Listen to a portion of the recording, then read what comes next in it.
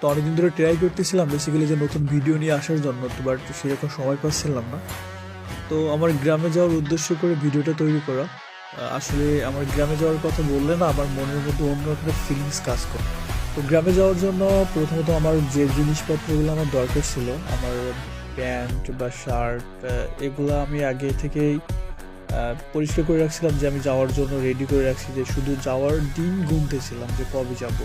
তো সবগুলো রেডি করে নিয়েছিলাম যে যাব আমি। কিন্তু তবে একটা কথা বলি, যে আসলে যারা এই কন্টেন্ট ক্রিয়েটার, আমরা ভাবি যে যারা ভয়েস দেয় এরা আসলে মনে হয় ধরাছোটে সব কিছু করে ফেলে, কিন্তু আর হর দ্য ফাও কথা, মানে একটা ভিডিও যে এডিট করতে গেলে কত কষ্ট করা লাগে, এটা হয়তো আমি এই পথে প্রতীক না হলে কখনো বুঝতে পারতাম না। যারা কন্টেন্ট ক্রিয়েটার তাদের অনেক অনেক পরিশ্রম করা লাগে।